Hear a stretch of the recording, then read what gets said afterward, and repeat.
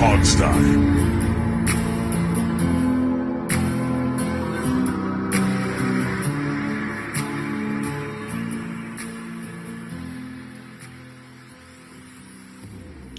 Hello, everyone, and welcome to another fantastic episode of the Hogstye. We have a jam-packed show as free agency is underway, and players are moving, players are coming, players are going, mostly going. But Washington has made their moves. Obviously, Wentz's signing is now official. We already knew that was coming, but they had to wait till this week to, let him in the building, which that's weird to me. But regardless, that's how the game's played. We have a lot to get to today, guys. So we're going to start with the roster moves. Steve's with me. Jamal's with me. Hey, guys. How you doing? Hanging in there, man. Hanging in? Yep. I am well. I cannot complain. Yeah. Yeah, great. I like not complaining. I can complain. Yeah. I'm good at complaining. It's one of my talents. Yeah, it is. You have a knack for it. All right, let's talk roster moves. The first one I want to get to. Let me read. You want me to? I've got a whole list. You want me to just read them all off? Sure. And then we can get into it a little. Yeah, because there's more than people realize. Yeah. Actually. Okay, so the signings in no particular order, just the order I wrote them down. Andrew Norwell, Torrey Apke, J.D. McKissick, Cam Sims, Bobby McCain, Tyler Larson, John Toth, Milo Eifler, Daniel Wise. Then they made a bunch of tender offers to Keith Ishmael, Brian Johnson, the kicker, not the AC/DC singer, Bunmi Rotimi, and Joey Sly, the other kicker. And then the trade for Carson Wentz went through. And then the cuts, DeShazer Everett, Eric Flowers, Matt Ioannidis, and then Landon Collins was they designated him as a post-June 1 cut. And so what that means, I did update the whole salary cap. It will be posted probably before you on the site, probably before you listen to this. But what basically it means is that Collins is technically on board until June 1. And so you can't count as savings yet, although it will count in June. So what I have here is about a little more than 14 million remaining cap space under the Rule 51. And understanding that we don't have particularly Andrew Norwell's contract yet. I couldn't find any details on it anywhere. And then on whose contract? Norwell. Oh, I found him. I couldn't find it. It was 2 years, 10 million, 4.7 guaranteed. Well, I need to sit down and look at it to see what that means for cap space. Because I couldn't find details last night. So anyway, and so that 14 million is including Landon Collins on the roster. I also did some math and approximated the rookie pool, and the way I calculated it, that's about 6.2 million or so, meaning that that's the amount that the rookies are going to count against the cap under the Rule of 51. Right. So if you count them, so if you count the rookies and then leave Landon Collins on the roster, that leaves Washington with about a smidgen under 8 million in available cap space. Mm-hmm. And again, you got to add, and Collins is going to be $12 million savings. So add 12 from a practical reality standpoint to those numbers. Right. And the rookie number you're using is basically how much those draft picks are slotted to get if we don't. Well, but right? I deducted the ones that are going to be eliminated under the Rule of 51 on top of that. So so again, it's a bit of an estimate, but I think I'm within $500,000 of it. Easily. So yeah. And of course that could change if they make moves and somehow draft more players. That's right. Yeah, absolutely. Yeah. So, the other thing is, and I believe we are at, the team is at 67 on the roster. 67 of the 90 that they can keep. Or is it 75 now? It's 90. It's 90. It is 90. Okay. Yeah. All right. So that's where the team is at right now. The big one I want to start with, though, the J.D. McKissick story. Just if we're going to go through some of these, big moves that happened. We all thought McKissick was gone. Buffalo had a deal. And then Washington reached out to him and said, hey, we would have matched that. And J.D. McKissick's now back, which is weird. that feels very. I think there's a whole larger story that there's something sloppy going on with this front office right now when it comes to talking to players. To the surprise of no one. So yeah, shouldn't be that surprised. But like the team was like, yeah, we wanted J.D. McKissick, and we never told him. So the other side of the story, as I read this morning in preparation for the show, is that Buffalo essentially claims that Washington told McKissick's agents they didn't want him. Right. They weren't going to even make an offer, anything, and that they even went so far as to call his agent to congratulate him on signing with Buffalo. And then he was gone. Right. And then after that, Washington somehow changed its mind. And after McKissick had agreed to the deal, and this is what irritated the general manager at Buffalo, who I saw there's a video out there of him talking about this. And he said he was using the term the other team, but he's meaning Washington, as sort of not obeying the standard convention of, once you have a deal, it's over. And Washington, in his view, kind of breached that protocol. I mean, is it a violation of a rule? No. Is it a violation of a standard protocol? Yes. So is it kind of bad form? Yes. But did they break a rule? No. So that's kind of the story with McKissick. It shouldn't surprise anybody that Washington did something backwards. No, that definitely should not surprise anybody that's what happened.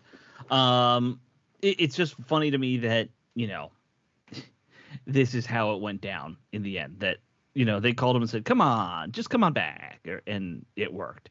I'm more surprised that he decided to come back after having the offer already, honestly.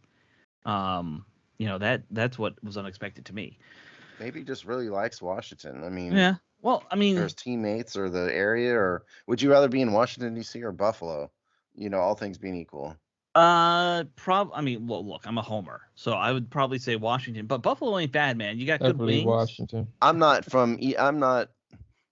attached to either place, and I can tell you DC all day rather than the horrible winters in Buffalo. No.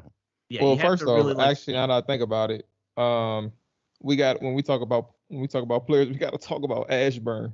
They not even living in DC anymore, or I don't even know if they ever lived in DC. So, Ashburn, but even still, that's like a 45-minute drive to the city. I would imagine it's a better area. I haven't been to Buffalo. Passed through it on the way to Canada, I believe, but that's it. I don't know if you can really tolerate a Buffalo area. Who knows? He probably just got areas, probably just some place that he likes. I haven't been to Buffalo since I was a kid. My parents both went to college there, and they had some college friends that we went to visit. But, Buffalo's nice. And it's the same thing. It's not like they're in the city. They're in the suburbs of Buffalo when they're out there. But, the winters are brutal. If you don't like cold winters, if you can't deal with snow, don't go to Buffalo. But we're probably giving way too much credit to the geography of the thing. It's probably more that, he knows the team. He likes his teammates. He knows that the coaches are going to use him right. Yeah. I mean, it probably has nothing to do with the area. Sure. I'm sure. I think we're giving that too much credit. Yeah. All right. Although certainly anybody with the brain would rather be in the DC area than in Buffalo. Just my 2 cents. All right. So the big cuts, of course, losing Flowers. I did not see that coming. I thought that he might renegotiate. I like them bringing in Norwell as a replacement. I think Norwell is a good, I know he's an older player, but he's a good guard. So he's beyond a good guard. He was a first team All-Pro at one point. Yeah. 2017. Yeah. I mean, you are going back a few years now with that, but yeah, I know. I mean, and he's had some really large salary cap figures over the years too. Right. We're getting him at a good deal.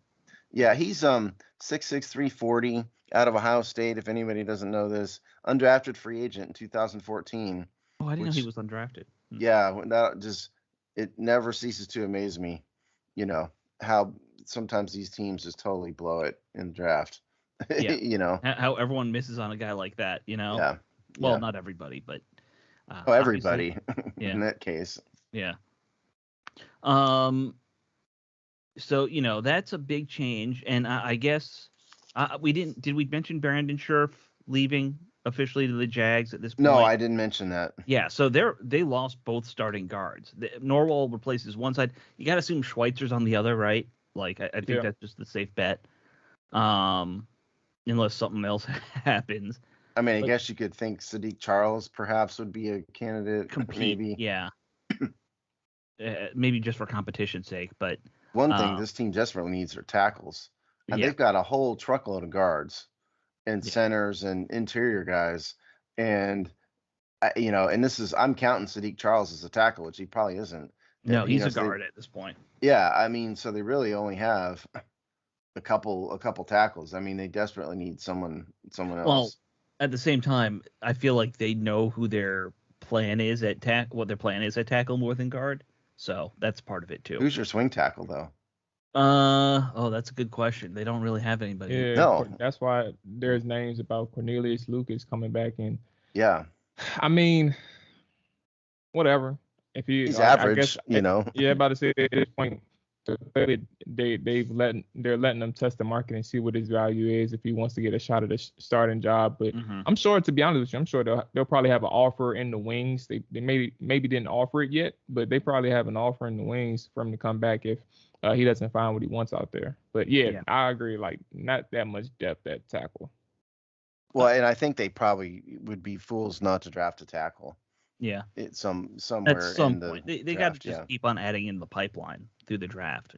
You should never come out of a draft without at least one or two. Yeah, but what I'm saying is, as opposed to an interior lineman, they need to specifically draft a tackle.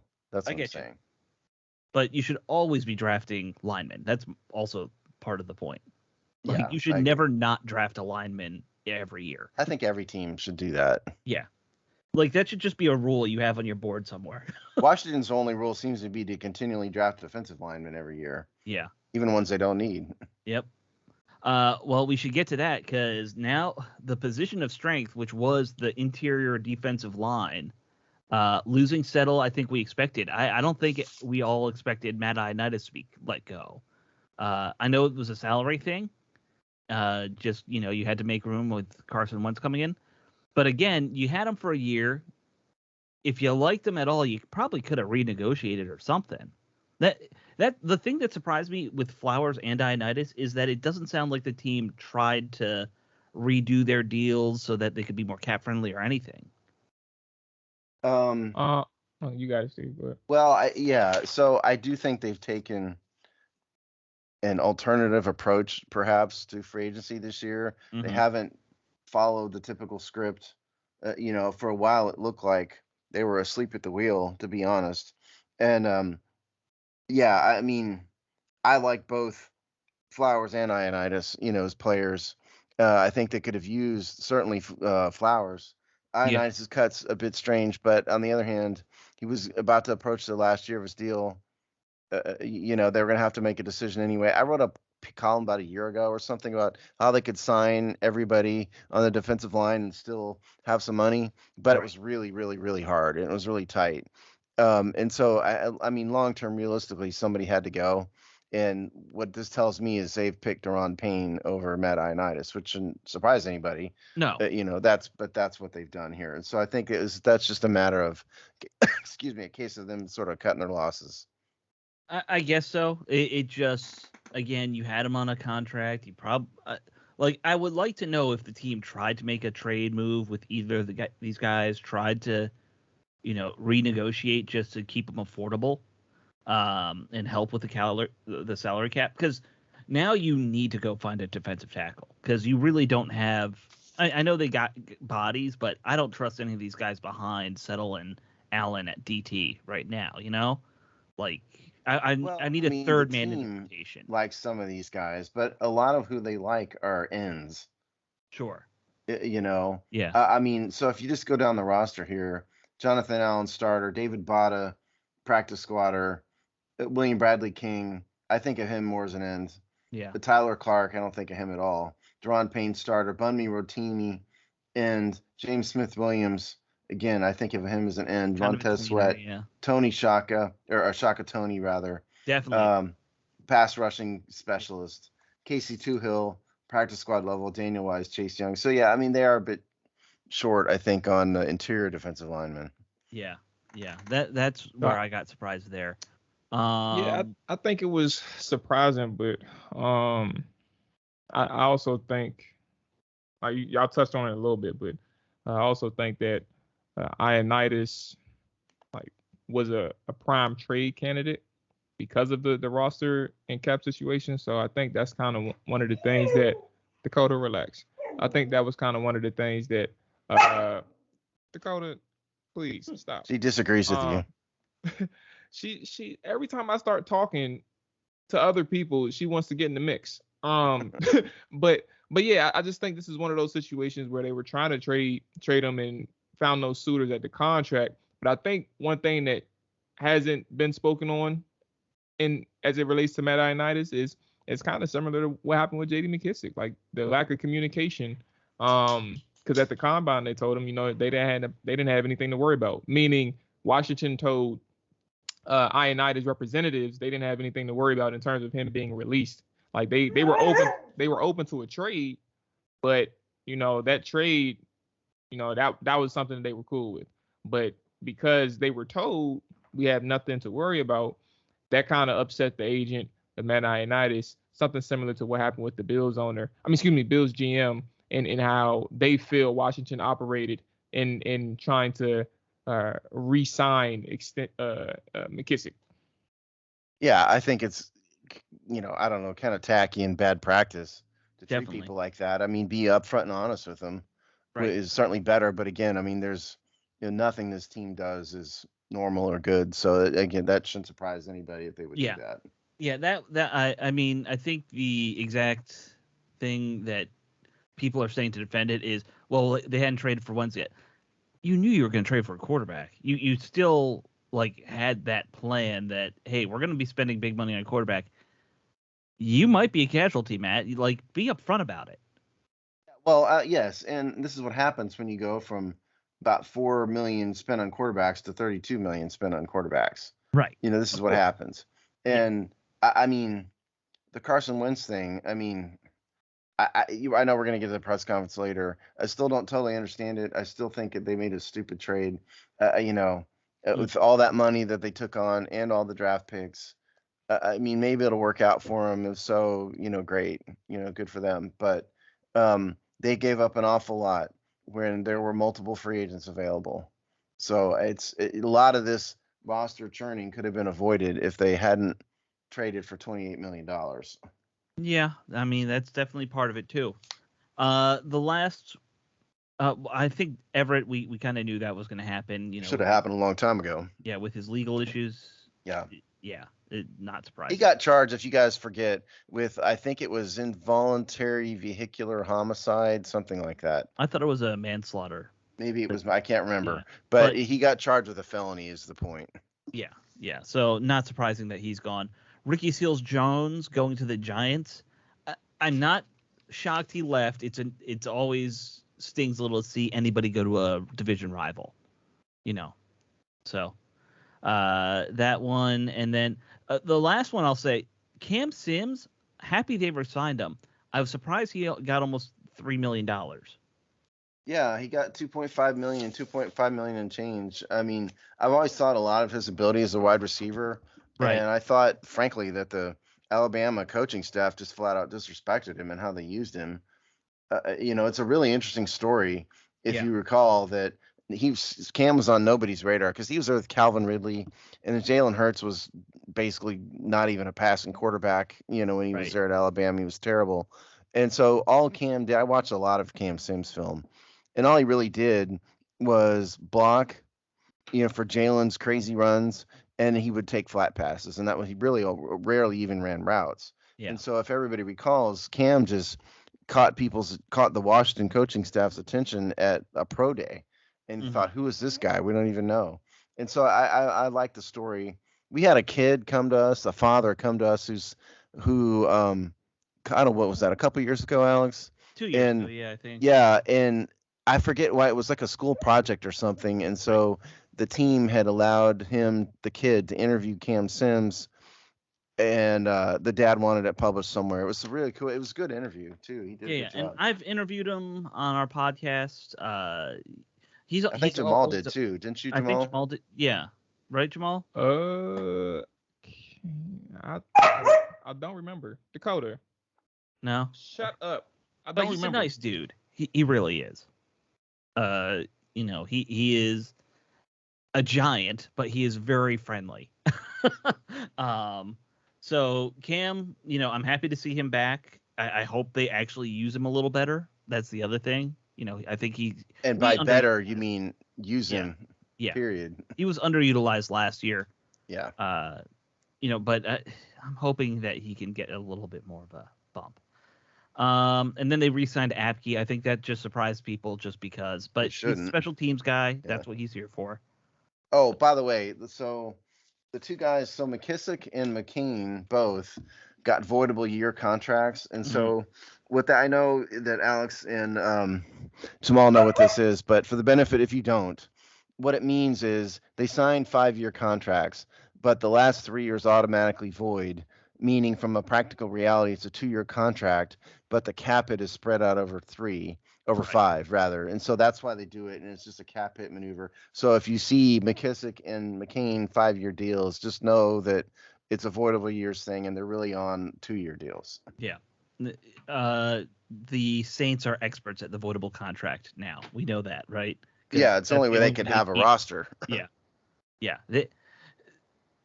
The voidable contract thing annoys me just because of that. Like, I honestly want to see the Saints have to tank and build a roster with guys making all that minimum because that's what they deserve after being so over the cap. But that's not how the NFL is going to work, unfortunately. All right. Why don't we move on? I think that were there any other things you guys wanted to mention about the roster moves? I was a bit surprised that they brought both kickers back. Johnson and Joey Sly both. I mean, they're both like Joey Sly got a pretty big deal. Yeah, he did. Over $2 million. So he's obviously $2.4 million. So I don't know why they would bring Brian Johnson back. I mean, maybe he's going to be the practice squad kicker again. I guess. Maybe they're going to bring him back just to Maybe it's competition. Who knows? Have an extra leg in camp kind of thing. Yeah.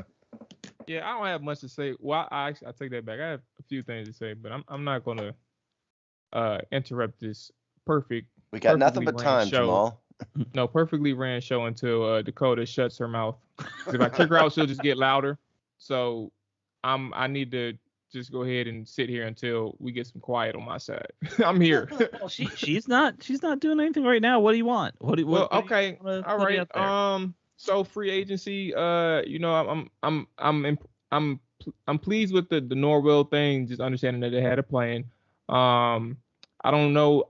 I plan on watching Norwell, so I don't have an opinion on him as a player, but obviously an all-pro, he has some accolades and some experience, some good experience in Carolina. So I'm interested in seeing what I find in Norwell, but good to know that they had a plan and the obvious connection made it make sense for Washington. And then one more thing, just while I still got some peace and quiet on my side, is on the defensive side, I'm not as impressed because I feel like in totality, like obviously I'm cool with the Norwell signing, but in totality, I feel like their main priority was acquiring Wentz, and then everything else was a domino effect. So I don't think they had a full plan in free agency beyond acquiring a quarterback and acquiring Wentz and the deal that you decided to do to acquire Wentz with the trade and with the picks and the money. The defensive line took a hit. You don't have that much depth, but you also haven't been able to fill any of the back end, whether it's your linebackers and secondary. You haven't been able to do that yet. So while it's only a few days into free agency officially, I'm interested in seeing how they respond moving forward because they have some holes that they created on that defensive line.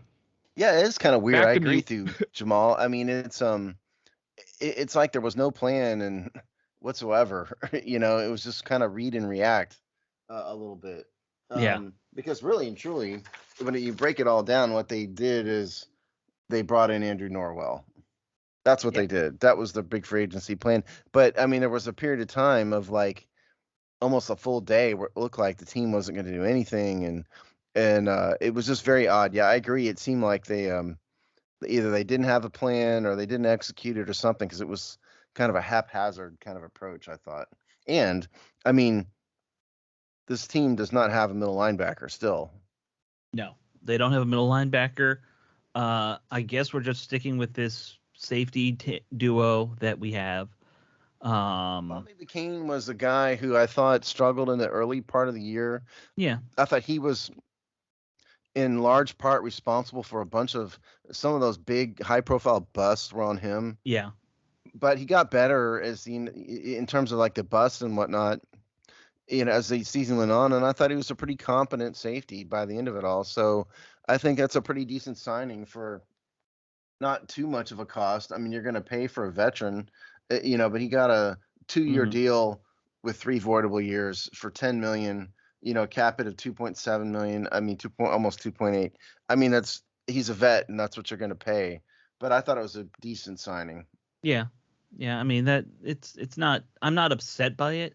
I would have maybe liked to see an upgrade there as well as middle linebacker. Well, if the team was smart, I mean, maybe they will. They're not smart, but they ought to go after Tyrann Mathieu. Yeah.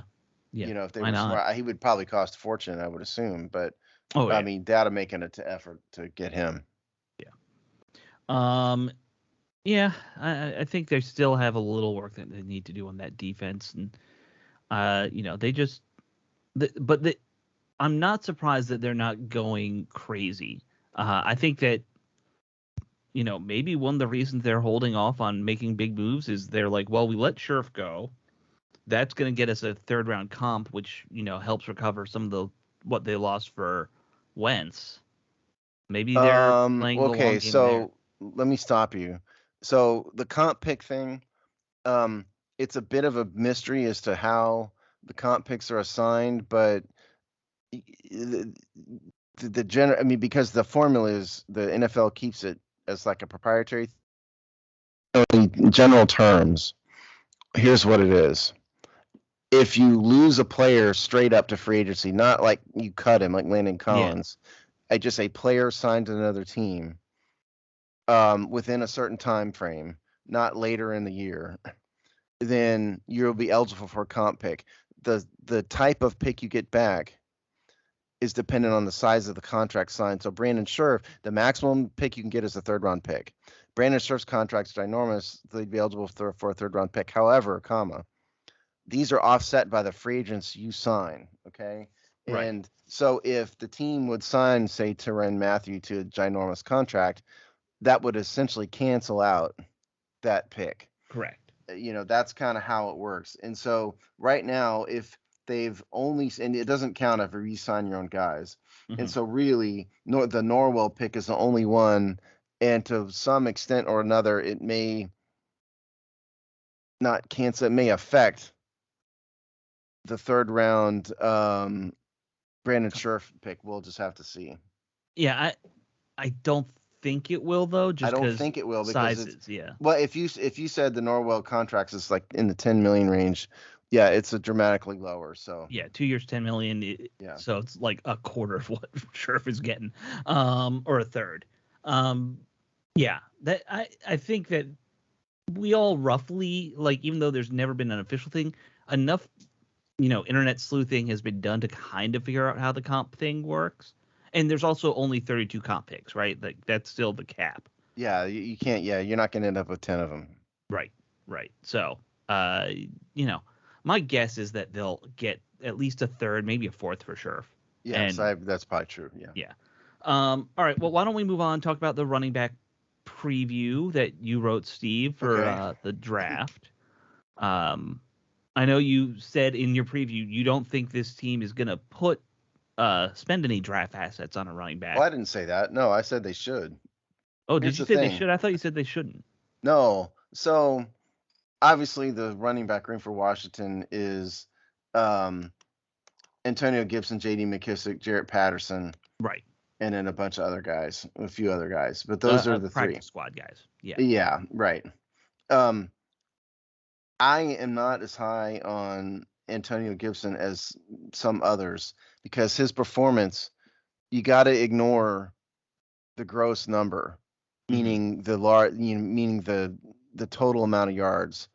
because his numbers of carries went up. His effectiveness was drastically lower than it was in his rookie year. And I think this coming year will be a big year for Gibson to see whether or not he's going to be a legit 20 carry a game, 15, 20 carry a game kind of franchise back, or if he's just another guy. Because I'm not nearly as hopeful about him as I was after his rookie year. And in McKissick, we know what he is, which is kind of the third down, modern day Brian Mitchell type. And Jarrett Patterson, let's be honest. I mean, it's a great story and everything. And I know he's like Chase Young's buddy from, childhood, but he's an undrafted free agent, and he didn't show a ton last year. He wasn't terrible, but he didn't show much. I mean, as far as a backup third back, it's fine, but yeah, is he going to be O.J. Simpson? No, probably not. And I meant that in an on the field sense, not as like I murdered my wife. O.J. Simpson. Yes. Please do not ever be O.J. Simpson. Yeah, off the field, don't. Yes. Yeah, bad idea. So I do think that Washington would be smart to draft a running back somewhere. It doesn't have to be at the top of the draft, maybe, but if I were the coach of this team, the general manager of this team, I would not put all my eggs in the Antonio Gibson basket. That's me. Right. So, and now this list is not all inclusive, because I saw in the comment section, some people said, you didn't mention this guy, you didn't mention this guy. Well, listen, there's 1,000 running backs. Listen, yeah, and it takes a long time to do this. Okay. Yeah. And so I gave you 11 of them. If your favorite wasn't listed, start your own site. Yeah. Okay. Or you could write something and send it to us. Well, as long as it doesn't have ethnic slurs and typos. Well, the problem is the stuff that people have written us has been really, really awful. The ones that they've sent in. Oh, just, yeah. Some of it's really bad. Yes. Yeah. Some of you guys just can't write. Okay. So anyway, the guy I had at the top of the list was Breece Hall from Iowa State, 5'11", 217. I'll just say right straight up, the downside for him is he's already had 734 carries, in college, which is a lot. I'm sorry, 718 carries and another 82 receptions. So he's got 800 touches. That's a lot for a running back. So that's a downside. But 5.5 yards per attempt, 50 touchdowns, ran a sub 4.40 at the combine, jumped 40 inches in a vertical leap. He's an athlete. He's got top end speed. These scouts view him as an every down back. Like, he's not Adrian Peterson here. And so you're looking at most people think he's like a high round 2 kind of prospect, but there's a couple of people who are down on him mainly because of the number of carries. And so you'll see some lower projections on him. But he's probably the number one to me. But by no means is that an established fact. Kenneth Walker, Michigan State, 5'9", 211, averaged 5.8 yards per attempt in college, had 480 carries, which is a lot less than the 700 plus. Hall, I had a typo in here. Got to correct this. Walker was unanimous All-American, won the Walter Camp Award, won the Doak Walker Award. Another guy ran sub 4.40. So, he's another guy, round 2, top of the heap kind of running back. Isaiah Spiller, Texas A&M, is probably the other guy who's at the top of this heap, most likely. 6 foot, a little bigger, 217 out of Texas A&M, averaged 5.5 yards per carry, first team All SEC in 2020, second team in 2021. Didn't run at the combine because he had an abdominal injury, but he's rumored to be in like the 4.6 range.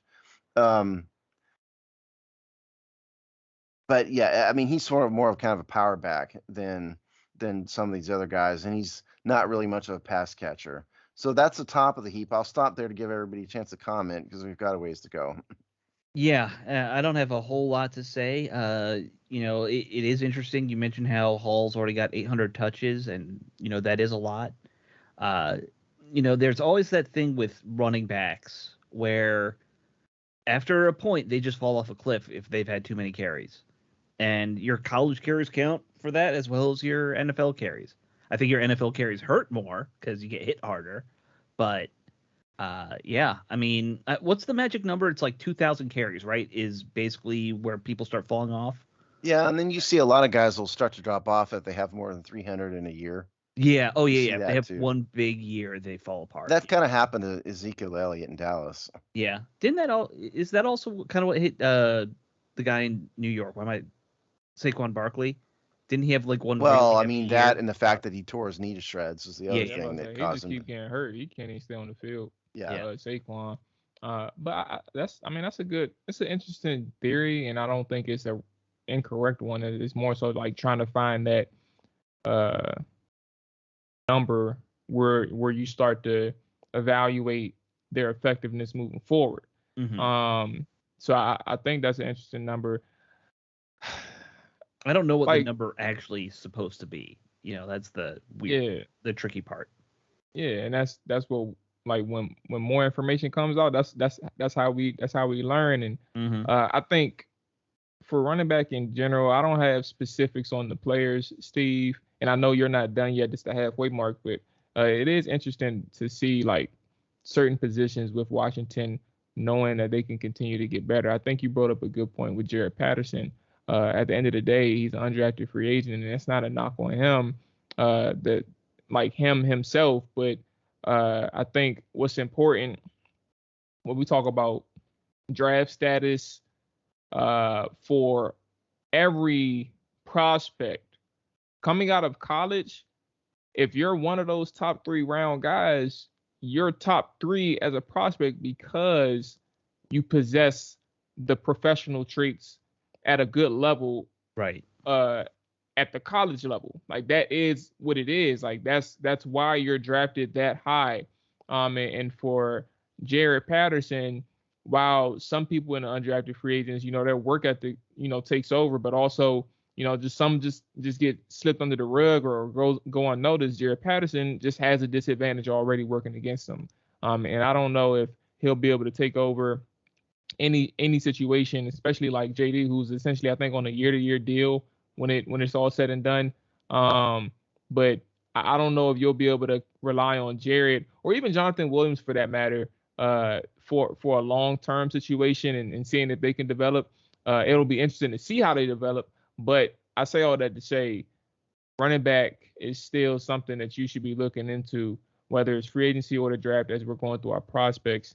Uh, I If you can find that dual threat guy, it works. Like, if you can find that Alvin Kamara when you have a Mark Ingram already who's Mhm. shown to be productive, if you can find that Alvin Kamara who ultimately becomes a 3-down back, like, that's what you're always hoping to get. So Brees Hall, I like him.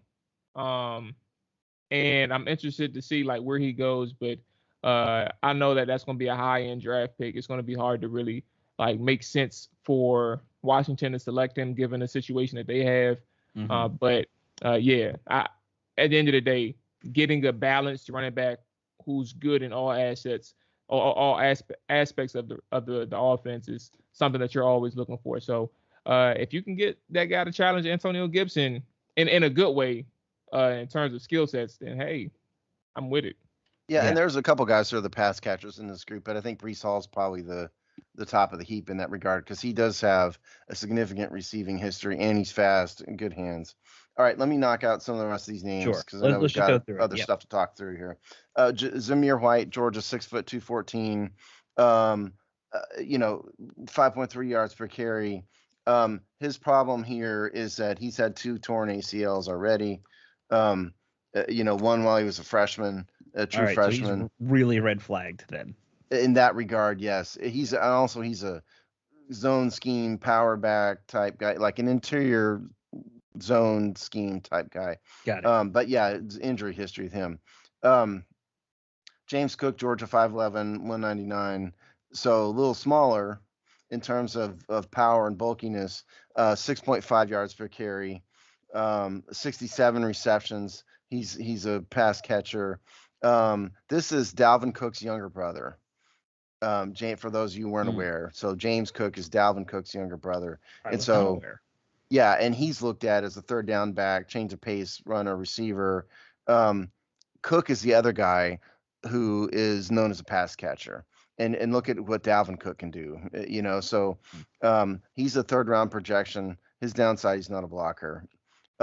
Brian Robinson, Alabama. Anytime you got a running back from Alabama, they're always going to get attention. Yeah. 5 yards per carry.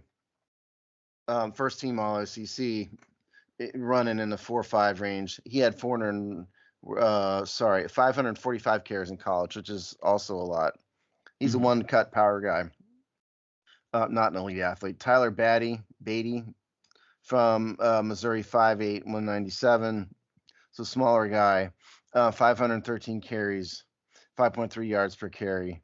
Ran the 40 in 4.45 seconds. Second team All-American. Great burst, change of pace back, third down back, not interior runner. Damian Pierce from Florida, 5'10", 218. Ran just a hair under 4.6 at the combine, 21 bench press reps, which is a lot for running back. 5.5 yards per carry, 45 receptions. Good general overall back, not that athletic by NFL running back standards. By our standards, he would be, but Sure. not by NFL standards. Jerome Ford, Cincinnati, 5'10". So this guy started out at Alabama and realized he was buried behind 85 different guys at Alabama, transferred to Cincinnati for his junior and senior year. So as in total, averaged 6.1 yards per carry, which is a good number for a collegiate running back. Right. Last year, 215 carries, over 1,300 yards. It ran the 40 in 4.46 seconds. So that is Jerome Ford. He's known as a pretty decent blocker, so that's good. But he's another probably change of pace, third down back guy, fourth round projection. Devontae Price, Florida International, 6'1", 210. He's spent 5 seasons, at Florida International, but only had 396 carries. So that's at average 6 yards per carry. Ran the 40 in sub 4. He was a sub 440 guy. So he's got the athleticism, good vision, good size, a bit inconsistent.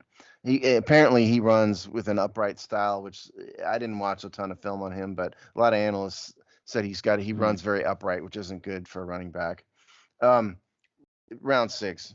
And then the last guy I mentioned here is Abram Smith from Baylor, a bit of a high profile dude. 6 foot 213.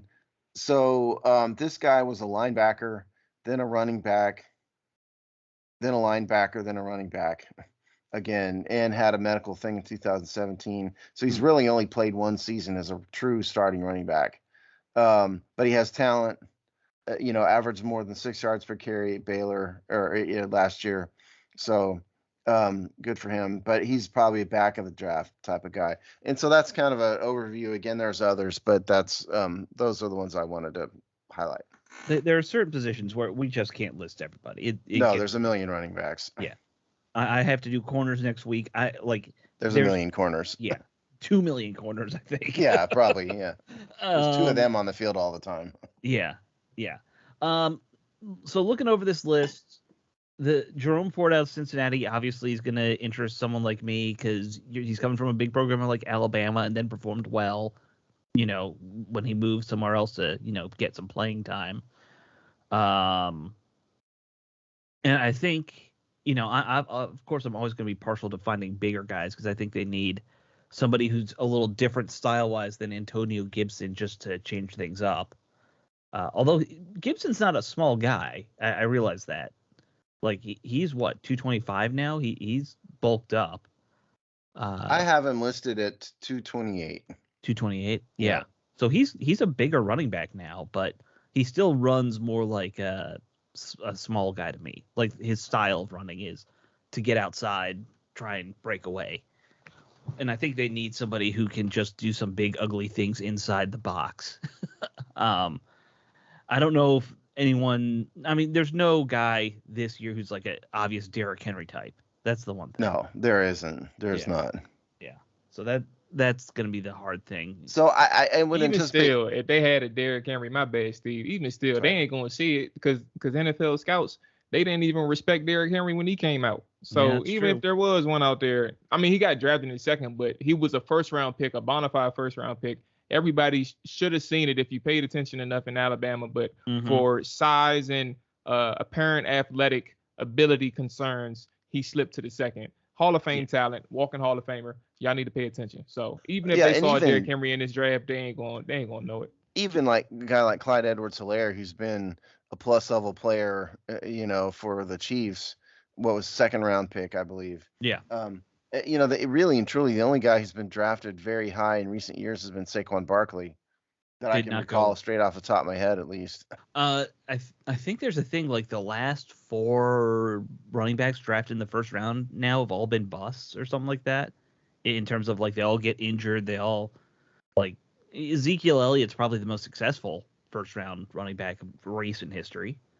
And he's and he's been a number of years ago at this point. Yeah, and let's be honest, he's good. He's not probably worth what they drafted him at.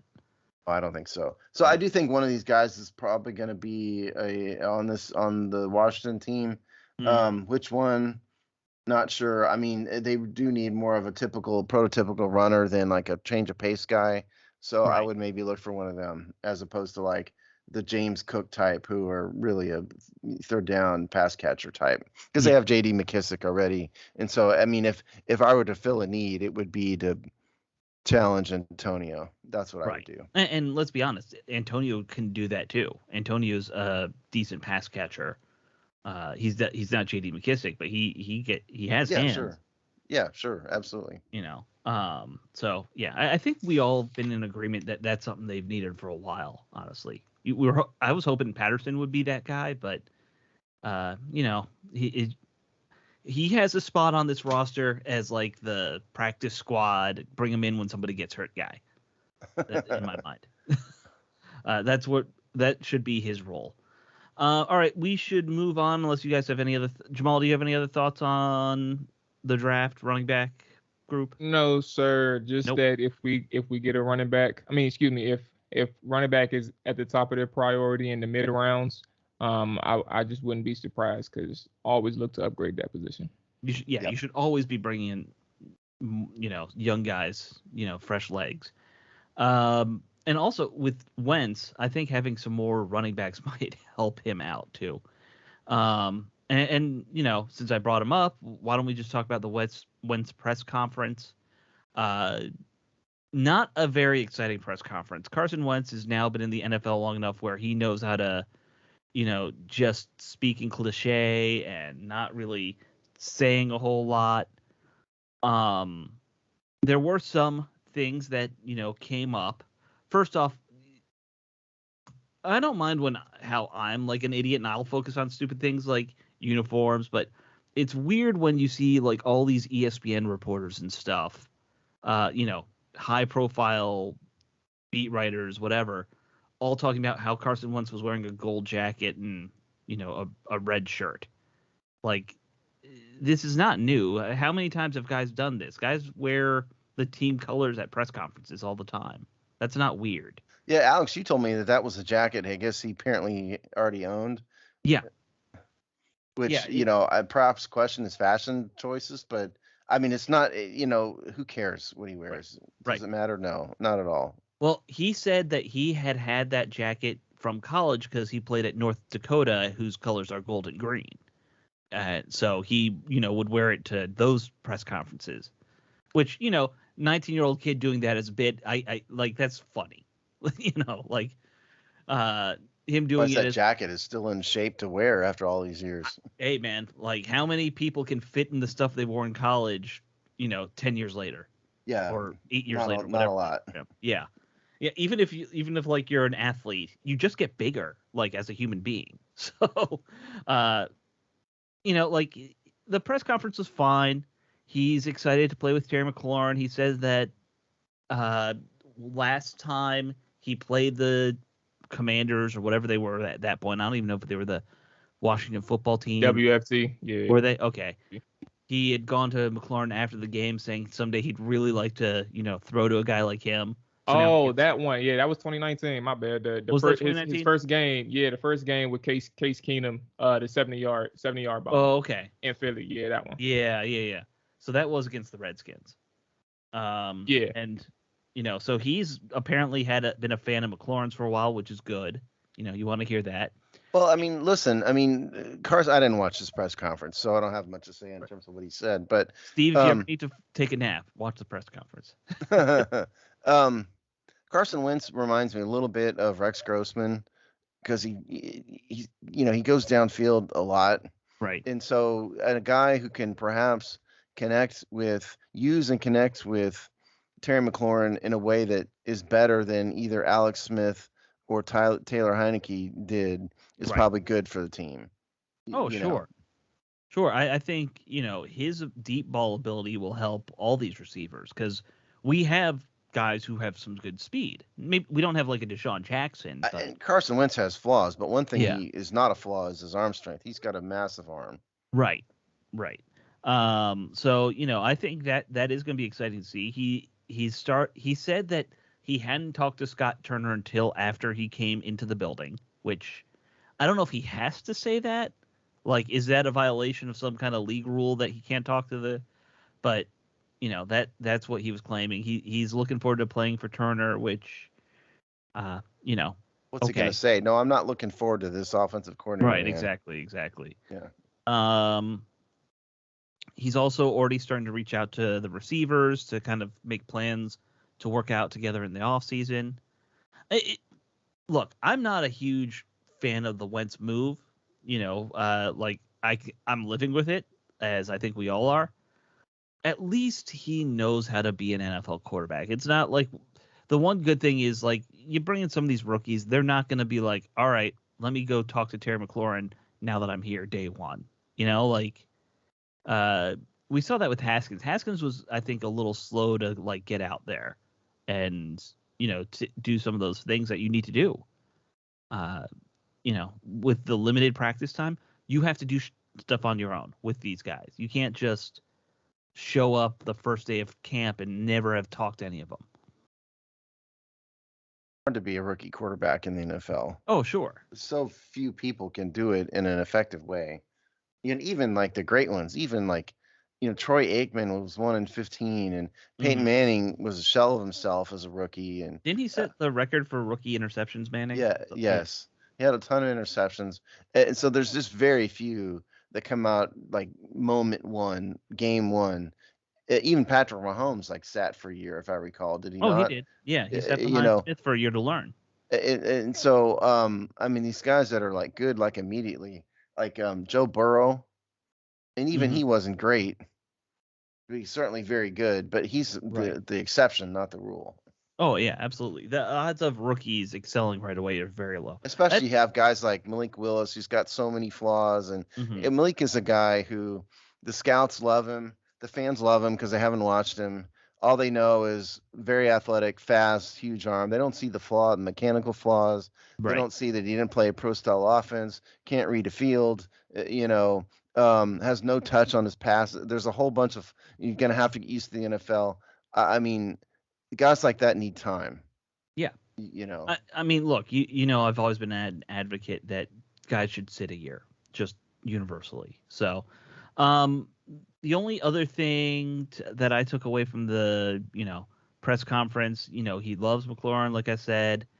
The interesting thing to me was how Rivera has indicated that this guy, he wants him to be basically this is going to be Rivera's quarterback until Rivera's done. Is what I get the feeling of, because if it doesn't work out, they're both probably gone at some point. Rivera definitely seems to be like, this is the horse he's going to hitch his wagon to at this point. It's been 3 years. He needed to find a quarterback. This is going to be his guy. He's embracing him, which I like. Like there was a video of Wentz first showing up to the facility, and Rivera's like, "You're really wanted here." That was his quote. Listen, I mean, Rivera flat out said early in the offseason he wanted a veteran. Right. Yeah. I don't think, and the fact that it's year 3, I don't think he wants a project quarterback a rookie quarterback to come in year 3. I mean, the guy likes veterans. He wants a veteran, and the team paid an enormous price for it, but the fans will be happy and the team will be happy if it works out. Oh yeah. Look, always. If it works out, hooray! Yeah, I kind of Yeah, I'm in agreement with you, Alex. I just feel like it's been a long conversation about Wentz, rightfully so. It's quarterback, most important position, so that's not the issue. But I think trying to define success and failures, like what is official success and failures for 2022, trying to define exactly what does a move like this indicate, trying to define a lot of things for how Washington is operating based on how they reacted and acquired Wentz. One of the points of the conversation is that I think that Rivera has clearly identified his man moving forward, and paying that $28 million contract, putting that $28 million up front for the first year, taking it on versus having the Colts pay at least some of it. I'm not gonna say all of it. Like, you could probably clearly negotiate it if you took on the whole $28 million, but having taken all that money and still having 3 years on the deal in total, I think that he is comfortable betting on Wentz. He's comfortable allowing Scott Turner to work with him beyond this season if it comes down to it. I just feel like another sneaky aspect to this, while that is okay, if you want to hitch your wagon to Wentz, by all means do it. I think one of the things that's not necessarily being taken into account in its entirety is the part that, while it works out for Washington after this year, if Wentz doesn't work, how is the front office, like Dan Snyder or even the general managers who, works for Ron, so this will be hard for them. But how are they going to react if Wentz doesn't work out in Washington? If things go bad and you invested that much money into a mid-tier guy right now, if it doesn't work out, how are you going to respond? Because the fan base isn't going to be happy. Like, the fan base is going to, like, the work that you've done to build up what's the word? Goodwill. Goodwill, yeah. No, yeah, goodwill, but anticipation. Like the anticipation that you built up for the fan base throughout the summer, and the goodwill, yes. But the anticipation that you're building up, which is what you're supposed to do from a business standpoint. I feel like for you to do it 3 years in a row with Ron Rivera and come up short every single time, that's going to be another major hit to the fan base, and I don't think they want to do that. And going into your fourth year with another option or another search for quarterback, while it's always exciting to try and find that guy, at the end of the day, does the organization, the right people in the organization, even trust Ron at that point to say, okay, he's going to get it done on the fourth attempt? Oh, he'd be on the hot seat. Yeah, he'd be done. I think he's on the hot seat now, but I just don't think it's very hot. I think it's like he's on a it's warm right now, but that seat is on low. But it's about to turn to medium in the middle of the season. If things don't look well, and then at the end of the season, if it ultimately ends up being a failure, that seat goes from medium to hot. It's at the very high level. Definitely so. Yeah, look, we'll see how it all works out. I don't think there's anything really else to add about Wentz. Well, we will do our normal off-season position group breakdowns and stuff later in the off-season, and we'll get more into detail. We do this, kind of in the slow season when there's, more time to talk about this stuff because not as much is going on. So we'll get into Wentz in detail on a later date. Yeah. All right. So there's two more stories. Both are fairly quick. So we're going to just push right through them.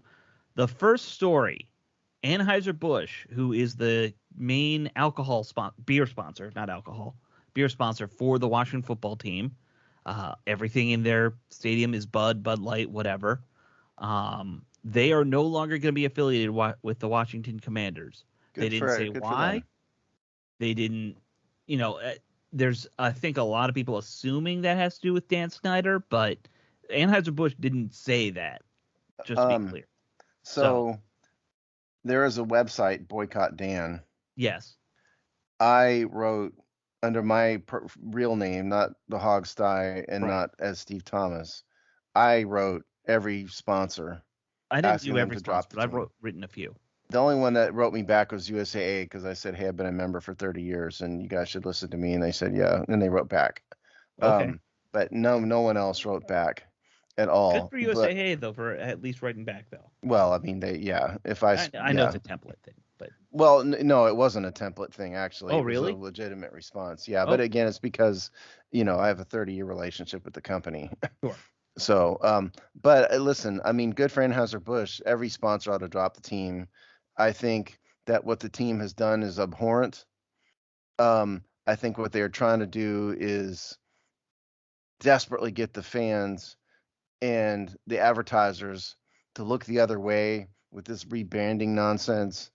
And they're desperately trying to get people to forget that what has happened here is they have grossly mistreated somebody's wife, somebody's daughter, sister, friend, aunt, and it's not a way a professional organization should have treated females in the building. It's disgusting.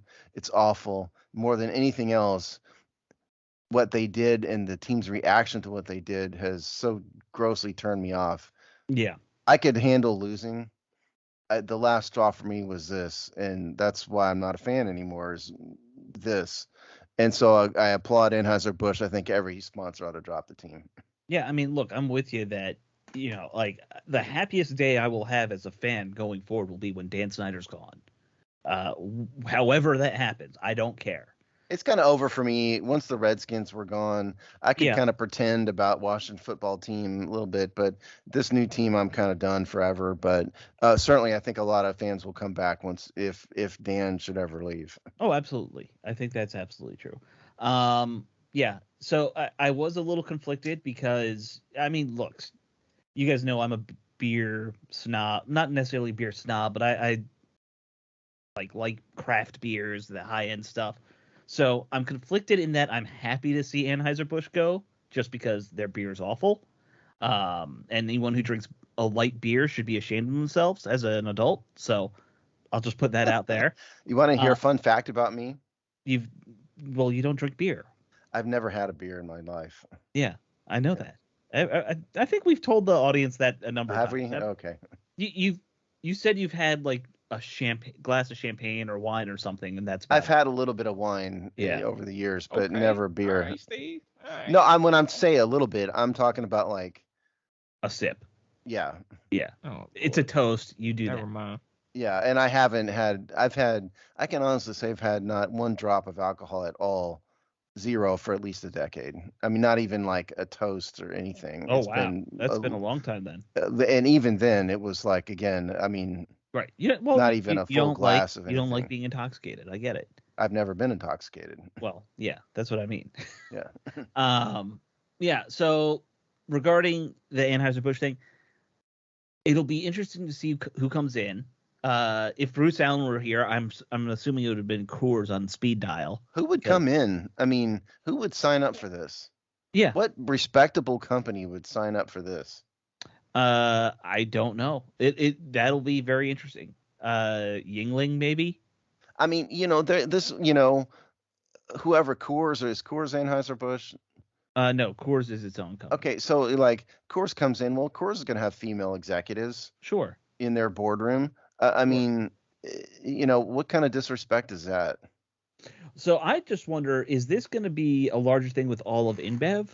Because Anheuser-Busch is just owned by InBev, which I think is now the largest drink company beyond even where Coca-Cola they're from is. Belgium, maybe, I think. Yeah. Somewhere in Europe. They're based in Germany. Yeah. But they're, I think, the largest alcohol and soft drink producer in the world at this point. It depends on if this gets traction or not. And again, the team in the NFL is desperately trying to get everybody to forget what happened. Mm-hmm. Because they want it to go away. They don't really care about, making these women whole. What they care about is making it go away. And so I think we'll just have to see if if this catches on and other advertisers start to drop them, because it's one of these things that's kind of a nuclear reaction. If it gets going and then it really gets going and everybody goes.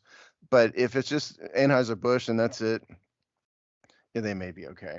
Yeah. Hopefully not, but okay. we'll see. I Googled it real quick. The largest drink companies, InBev is number 1 at 52 billion, then Coke at 37.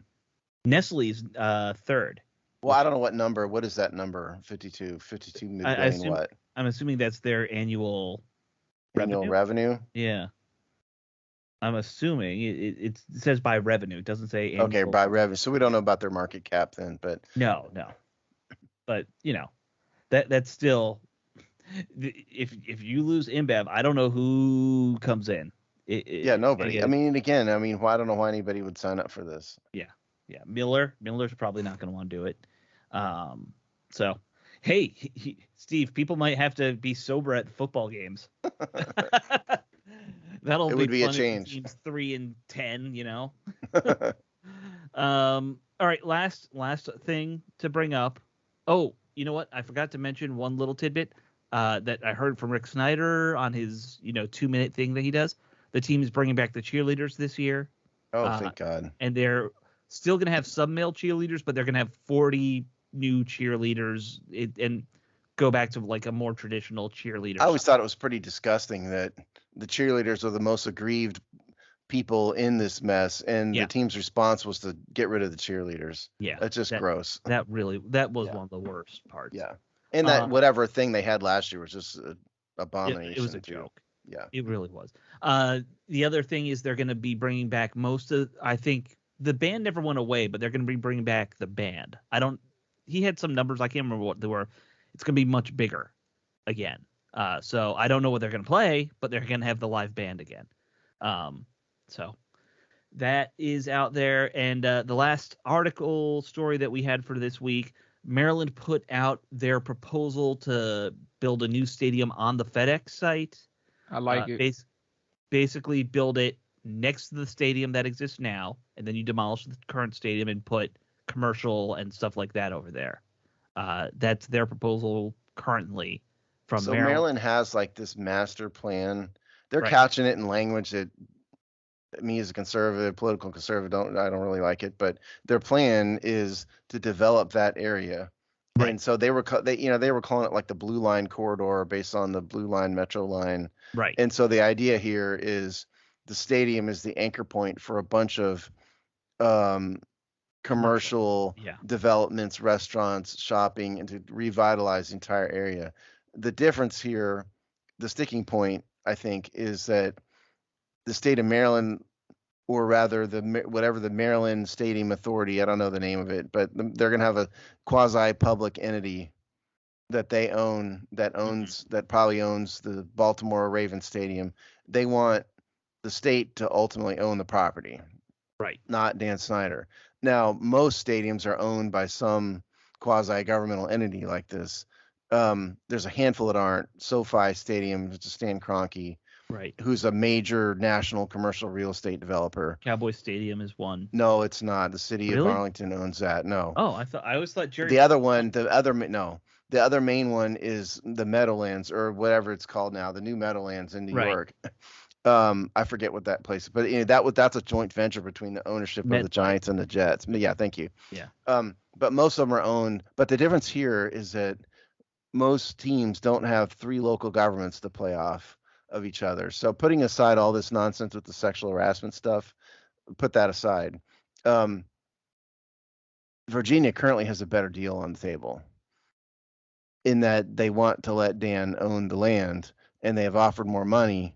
So I don't think, I kind of agree with Jamal. I mean, to me, if I were going to build, I would probably just do it in the same location.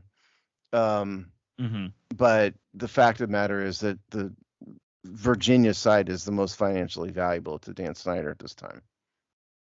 Yeah, that's a good point, the financial side and what's beneficial. And for my hope and others' sake, I hope it's not that far out. And my personal reason is mainly because of what we do. To be honest with you, it had nothing to do with me going to the games. But if Washington decides to, because I think the important thing that Angela also Brooks, who is representative for PG County, Maryland, What she stated was that, when the stadium came here in the 90s, late 90s, it was rushed.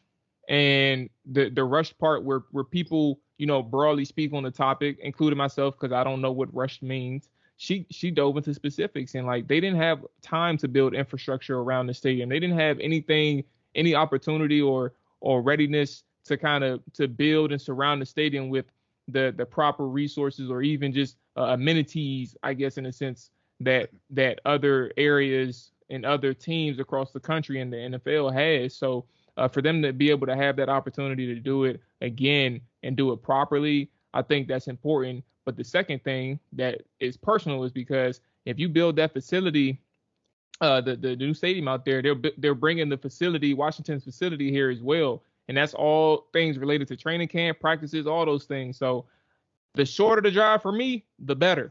And I would love to be at as many practices as possible just to do what we do when we cover practices and stuff like that. So that's why it's like I don't want to do no Dundalk. I don't care how far or how good that area is. I want to be 15 minutes away from where the action is. It all comes down to Jamal's personal convenience.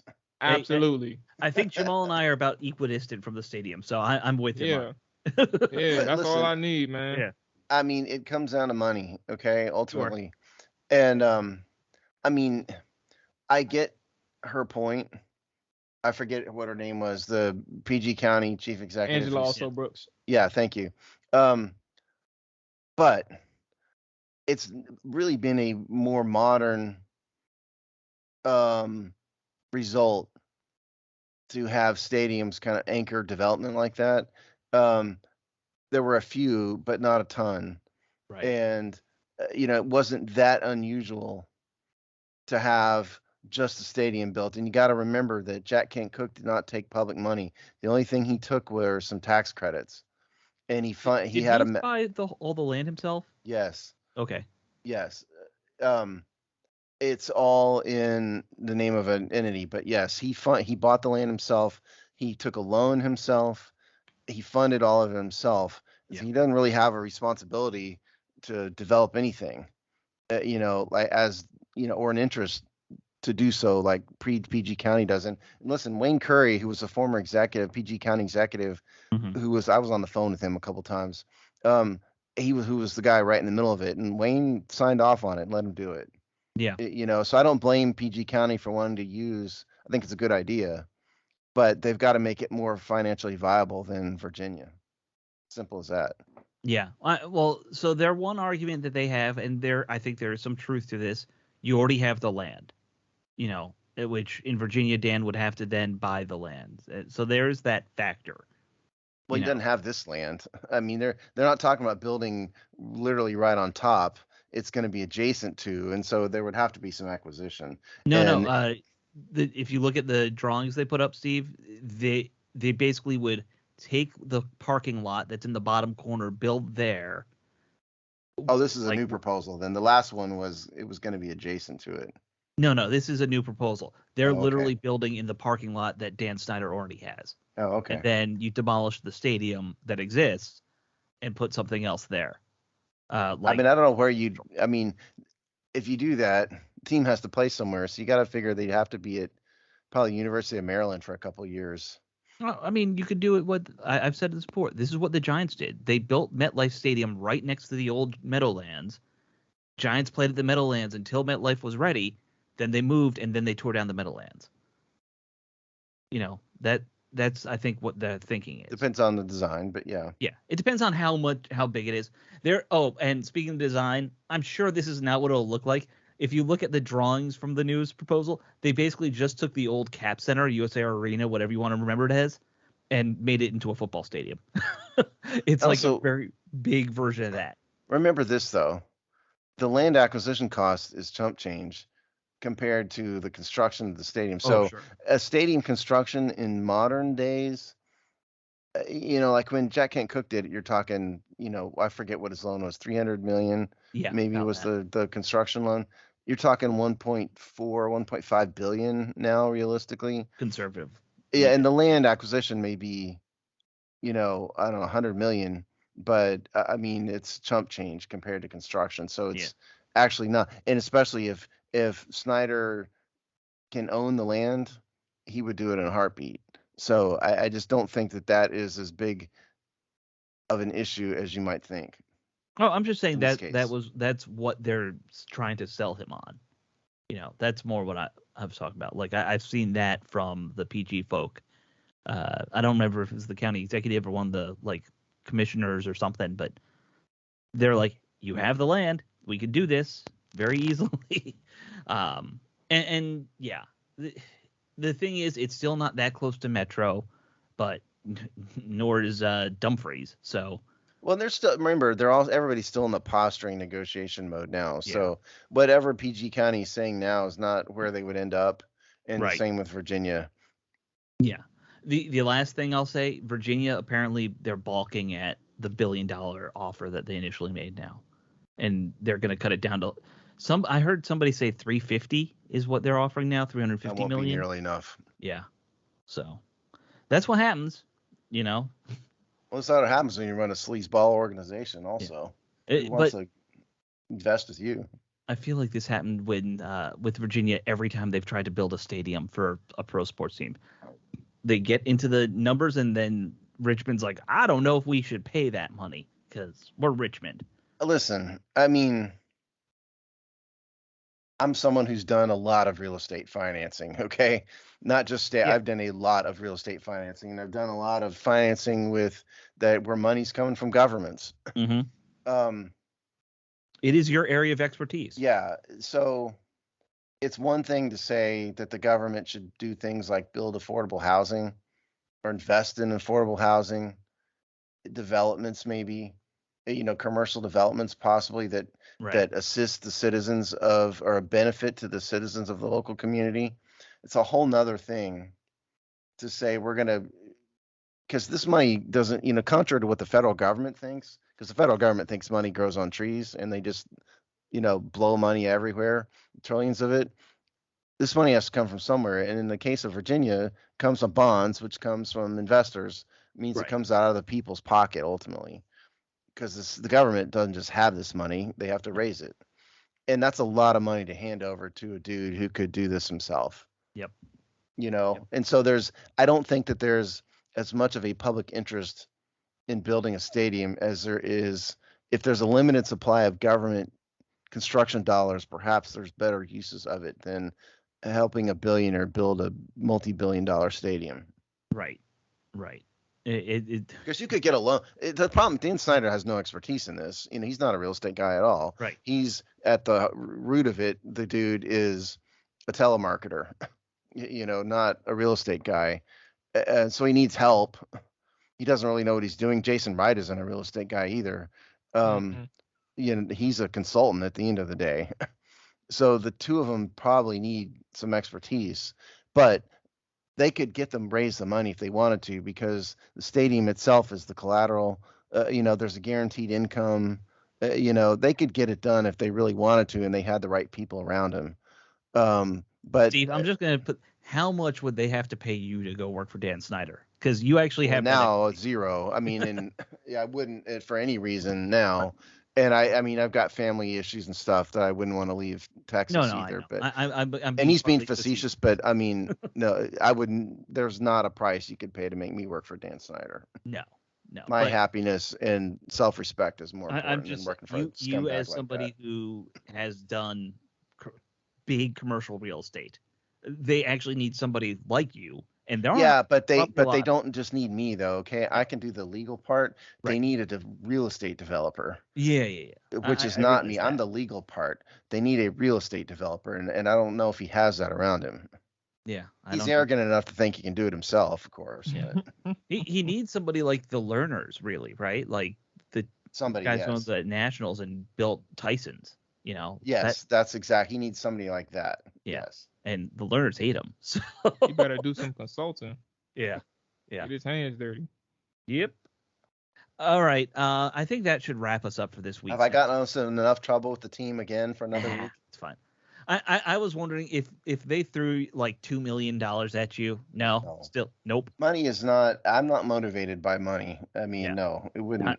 Yeah. In the case of Dan, in your life where you don't have to worry about it, like.